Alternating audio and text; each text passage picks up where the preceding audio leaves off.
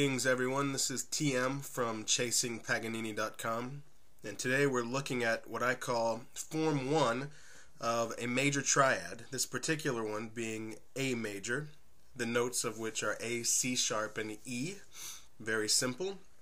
I call it Form 1 simply as a means of identification. So later on, when we get further into learning the neck, and if I happen to say, well, this one is contained within Form 1 of such and such key, then you'll know what I'm talking about. Some of you will recognize this shape. It's very common, and some of you may actually call this the root position because it does start on the root of this arpeggio, A. In this series, there are 3 forms that I use, each one starting from each tone of the arpeggio. So the first form, in this case since it's A major, the first form starts on A, the second form starts on C sharp, and the third form will start on E. And in this particular video we're only going over the first one, the first form, which starts from the root. You may recognize it, but you may not pick it in the way that I do. So let's get started.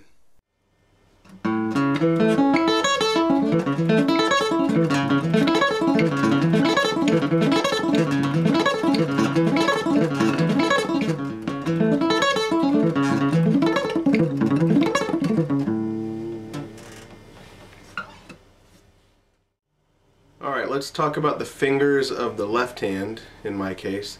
The way I think of the fingers, 1, 2, 3, and 4. So first finger is 1, middle finger is 2, ring finger is 3, pinky is 4. So if we think of it that way, the way that I play this particular shape, it's kind of different from the way you usually see it. I think the way you usually see this played is to have your first finger on the root and then your fourth finger on the third. Something like that. But I never liked this shape because putting my first finger and my fourth finger on the top like this, or on the bottom, however you look at it, never felt comfortable to me, and it always felt kind of like a chore, like I had to put too much effort into it. I just didn't like the way that felt. So one day I decided to, if I use my middle finger for the root, I can put the third on the first finger, on the A string, and it just felt like it rolled really nicely. So I decided to go with that approach. So I'll give you the quick rundown on what fingers do what here. The second finger, this is in A major by the way, A, C sharp, and E, or you can think of it as 1, 3, 5, however you want to look at it. The second finger is on the A, the 5th fret on the E string. The first finger is on the C sharp. The third finger is on the E,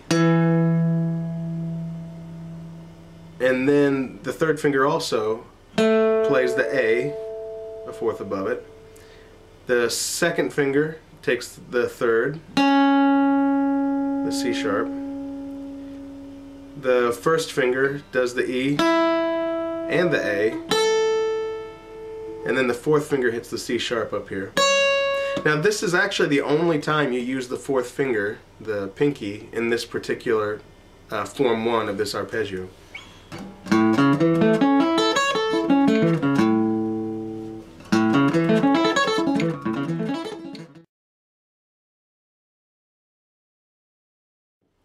So the reason why I like to use the middle finger as the root, I feel like I kind of use it as a pivot. I don't feel like I'm stuck. If I'm on the root, on the first finger, I feel like this is a dead end, like I can't go anywhere else. Which is not true, but that's just the way I kind of feel about it. If I use the middle finger, the second finger, as the root for this arpeggio, I see the neck slightly differently, because I can see what is behind it, back to G or F sharp or G sharp, whatever, and I can see what's in front of it. If I'm here, for some reason my mind just sees this point up. But if I'm here, it sees back and forward as well. And you may find that to be true, you may not find that to be the case. That just happens to be the way that I look at this particular fingering here.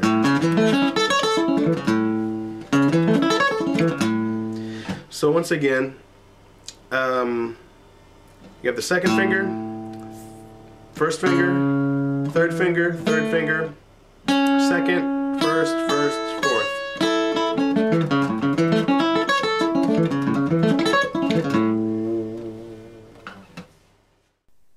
So now let's just focus on learning this simple shape for Form 1. Eventually we will be able to use this very simple shape to help us actually learn what is happening on our guitar necks. We will be able to build scales from it and to really learn what is happening as opposed to just playing some pattern that we've physically memorized. But I won't get into that now, but it eventually will lead into that. So in the next video, I will show you the right hand picking of this arpeggio along with a little exercise that you can play that would make it seem not quite as boring. So until then, this is TM from chasingpaganini.com, and I'll see you next time.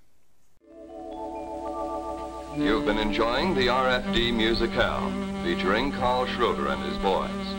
Tune in again next week at this same time for another pleasant half hour of music on the RFD.